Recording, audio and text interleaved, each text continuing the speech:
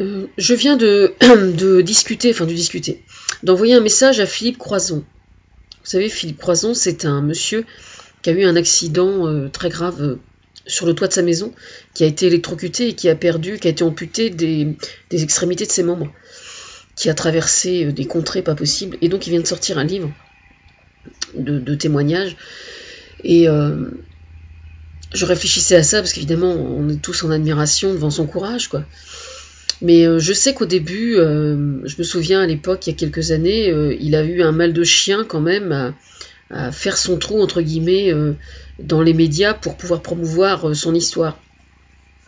Et à l'époque, il se trouve que j'avais pas chopé le truc, quoi. C'est pas que je voulais pas, c'est que le problème, c'est que comme je suis sollicitée de toutes parts, ben, j'arrive pas à toujours choper ce que Thomas me met sous le nez, quoi. Mais bon, je me suis excusée et je lui ai expliqué. Alors, c'est interpellant, évidemment, à plein de niveaux, quoi. Parce que la particularité des gens qui ont un handicap, c'est que, évidemment, quand ça leur tombe... Alors, selon que le handicap est de naissance ou qu'il est dû à une maladie qui arrive à un moment donné, à un âge donné, et qui fait malheureusement son trou, la situation est un petit peu différente, mais je ne pense pas pouvoir... Enfin, je pense pas que l'on puisse dire que ce soit préférable d'une façon ou d'une autre. Parce que de toute façon, il faut faire face. Vous avez des gens, par exemple, qui, avec un traumatisme relativement léger, vont être entièrement détruits. Et puis, à côté de ça, vous avez des gens qui ont subi des choses absolument terrifiantes, qui vont s'en relever plus facilement. C'est-à-dire qu'on est très inégaux. On est très inégaux devant la souffrance générée par un traumatisme ou par un accident. C'est vraiment... Il n'y a pas de recette miracle, je veux dire. Alors évidemment, le rôle de l'entourage joue considérablement, mais là encore, je pense pas qu'il soit raisonnable de jeter la pierre à quelqu'un qui divorce parce que l'autre a pété les plombs pendant des années, enfin je pense à moi en particulier, ou parce que l'autre se retrouve dans un fauteuil roulant, etc. Et puis on s'aime plus, et puis on divorce, et puis voilà. Alors évidemment, il y a toujours des gens de l'extérieur, des donneurs de leçons qui vont dire ouais, enfin il l'a laissé tomber au mauvais moment, etc., etc. Oui, enfin c'est facile à dire vu de l'extérieur. Je vais vous raconter une histoire sur ce point qui est très interpellante. Il s'agit toujours de mon... Enfin, non, je ne vais pas donner son prénom parce que par respect pour sa fille et son mari. Il se trouve donc que on va l'appeler Georgette. On va l'appeler Georgette. Il se trouve que Georgette avait un mari, ils avaient acheté un pavillon, ils avaient une fille. Et puis le mari de Georgette a voulu refaire la peinture de son pavillon. Et donc il est monté sur une échelle, donc extrêmement haut, pour repeindre le mur du pavillon. Et dessous, il y avait la descente de garage.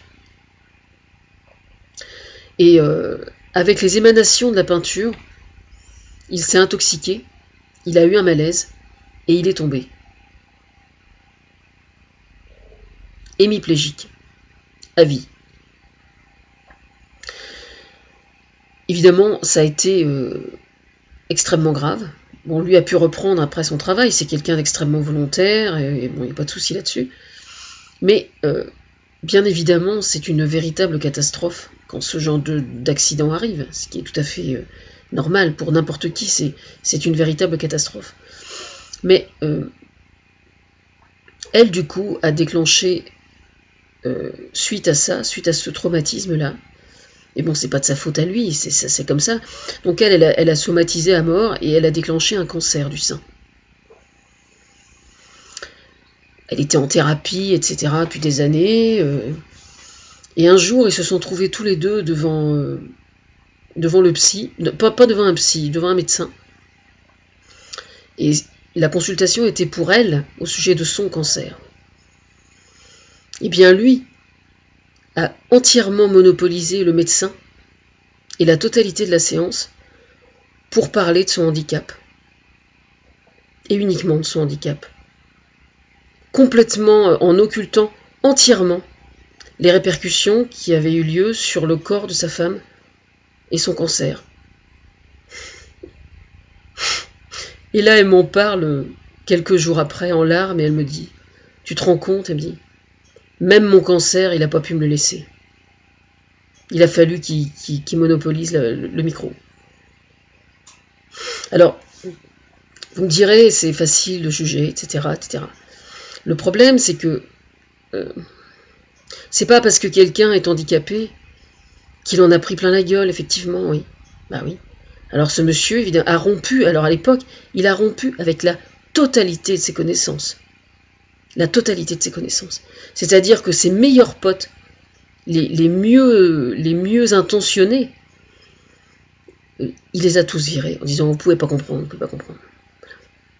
C'est-à-dire que ce mec-là, s'il avait eu le courage de simplement clencher la porte du psy quand ça lui est arrivé, il est tout à fait possible que sa femme n'aurait jamais déclenché ce cancer. Pas certain, bien sûr, mais possible, tout à fait possible. En fait, c'est très exactement ce qu'on appelle de la résistance intellectuelle. La résistance intellectuelle en psychanalyse, c'est quand quelqu'un a fait un minimum d'études et donc il considère qu'il n'a de leçons à recevoir de personne. Il n'a d'aide à recevoir de personne. Il sait tout. Les psys sont tous des cons. Normal. Dès l'instant que quelqu'un considère que tous les psys sont des cons, vous pouvez y aller, c'est toujours un cas de résistance intellectuelle. La première des qualités qu'il est nécessaire d'avoir, c'est de partir du principe que il faut toujours garder une part de doute sur son propre reflet, sur l'image qu'on a de soi-même. C'est-à-dire que dès l'instant qu'on a des convictions, qu'on pense être dans le juste, toujours garder au minimum 20% de doute. 20%, je dis ça, c'est un chiffre que j'annonce un petit peu au pif, mais voilà. Et là, non, vous voyez, il était devant le médecin, et elle était consternée, quoi. Elle était consternée. Elle était là au sujet de son cancer. Vous vous rendez compte de ce qui m'est arrivé? Je suis dans un fauteuil roulant, vous vous rendez compte? Vous imaginez ce que ça peut être? Il monologuait comme ça, tout le temps, du matin au soir, pendant des semaines, des mois, ça a duré des années, je pense. Infect, quoi, infect. Alors qu'en fait, il aurait clenché la porte d'un psy, il aurait été 10 fois plus vivable, de toute évidence. Résultat des courses, malheureusement, elle est décédée, et lui est resté avec sa fille, et sa fille, depuis l'âge de 14 ans, consulte un psy, elle, pour supporter son père, je suppose. Une jeune femme très intelligente. Je ne sais pas où elle en est, là, mais ça faisait réfléchir quand même. En fait, ce qui est terrible, en fait, c'est que il existe des gens qui sont handicapés. Le fait d'être handicapé n'est pas une garantie non plus systématiquement que l'on est forcément plus intelligent que les autres. Je dis pas ça pour Philippe, bien évidemment, c'est pas du tout le cas, c'est pas du tout à lui que je pense. Mais ça m'est déjà arrivé, moi, de rencontrer des gens qui étaient handicapés, qui étaient infects. Vraiment, quoi. C'est-à-dire qu'en fait, ils passaient leur temps à cracher leur haine sur les gens qui n'étaient pas handicapés. Puis évidemment, dès l'instant que vous dites quelque chose, vous passez pour un connard. C'est vous qui passez pour un con parce que vous avez été méchant avec l'handicapé. Mais je pense que cette époque-là est terminée maintenant. C'est-à-dire qu'un handicapé qui est un con, vous pouvez aussi lui dire que c'est pas parce qu'il est handicapé qu'il a le droit de se permettre de mépriser les autres, d'être infect. Parce que ça existe aussi, hein. Vous avez des gens, par exemple, qui ont survécu, qui sont des survivants d'un cancer. Quand vous voyez comment il s'appelle, Lance Armstrong, par exemple, hein, qui était un exemple du mec qui a surpassé son cancer et tout ça. Et en fait, le mec, on se rend compte que c'est un mec qui n'a absolument aucune conscience, quoi. C'est pas un critère. Il y a des gens qui ont survécu à des choses absolument terrifiantes, et ça reste des cons, hein. C'est-à-dire que le fait d'avoir surmonté leur souffrance qui était absolument terrifiante ne les a pas systématiquement rendus plus intelligents. Vous avez des gens, Philippe Croizon par exemple, c'est un mec vraiment génial, mais là j'ai vu que la pub de son livre a été faite sur le portail de handicap. Moi je veux que Philippe, il soit célèbre et connu pour autre chose que son handicap. Parce que de toute évidence, c'est quelqu'un qui a un potentiel bien au-delà de son handicap. Qu'il vende son livre, que son livre soit un exemple, que son parcours soit un exemple, ça ne fait absolument aucun doute. Aucun doute. Mais il est plus qu'un handicapé. bien plus qu'un handicapé. Il est notamment très doué en communication. Et je sais de quoi je parle. Enfin voilà, bonne chance pour la suite. Oui, alors j'ai pas fini. J'ai pas fini. En fait, il y a un truc, c'est pour ça que je voulais commencer à faire des vidéos, parce que quand quelqu'un est vraiment complètement dans le fond du fond, quoi. Comme ça m'est déjà arrivé, moi, hein, pour d'autres raisons, mais c'était pas un handicap, mais bon, c'était autre chose. On a besoin, quand c'est comme ça, de regarder des gens qui servent d'exemple. Et c'est un peu comme si ces personnes servaient de phare qui éclaire le chemin qu'on va emprunter. Alors moi, par exemple, quand j'étais complètement dans le fond du trou, c'était Barbara, mais enfin bon, Barbara, malheureusement, elle était décédée déjà, puisque ça remonte à une dizaine d'années, mais Barbara est décédée dans les années 75 ou 80, quelque chose comme ça, donc elle était décédée. Mais j'avais aussi Juliette Gréco, et puis j'avais Eva Joly. C'est vraiment le trio de 3 nanas là qui m'ont bouleversée, quoi. Vraiment, je pensais à Barbara et je me disais, putain, mais elle, si elle est y arrivée, c'est donc que c'est possible. Je ne connaissais absolument aucun cas de femme autour de moi qui avait été victime d'un pédophile ou violée qui s'en soit vraiment sortie. Quand je dis vraiment sortie, c'est-à-dire qui tenait vraiment debout et qui se sentent bien et qui soient heureuses de se lever chaque matin, quoi. Avec la souffrance derrière elle, c'est-à-dire passer, digérer, etc. C'était les seuls cas que je connaissais. Mais en fait, je me rends compte que je ne connaissais pas Barbara tant que ça. C'est-à-dire que je l'avais très idéalisée. Il se trouve que j'ai une amie qui m'a offert un livre sur Barbara, un gros pavé, qui parle énormément d'elle par des gens qui l'ont vraiment connue de très très près. Le problème ne réside pas dans le fait de ternir Barbara, bien évidemment, c'est pas du tout ça le problème.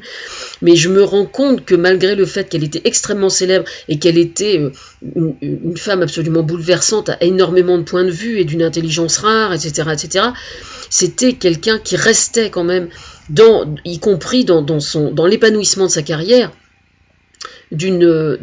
avec des moments de solitude et de souffrance intime extrême, quoi, vraiment.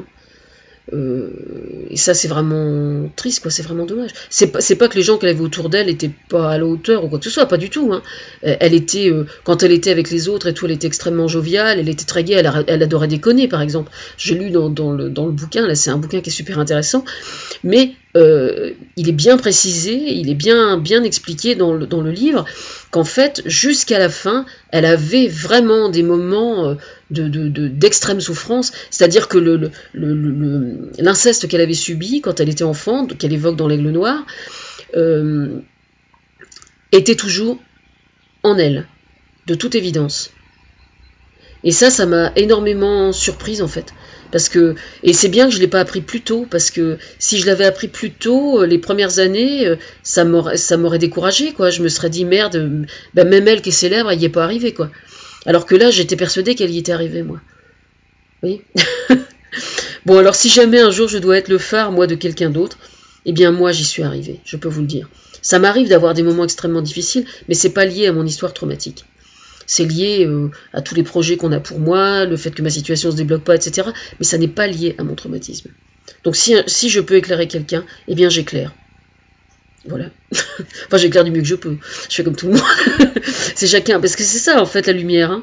La lumière, on éclaire des choses, mais encore faut-il que les gens qu'on éclaire acceptent d'être éclairés. Avec les 20% de doute. Vous voyez ce que je veux dire? Oh putain, elle est subtile celle-là. Hein.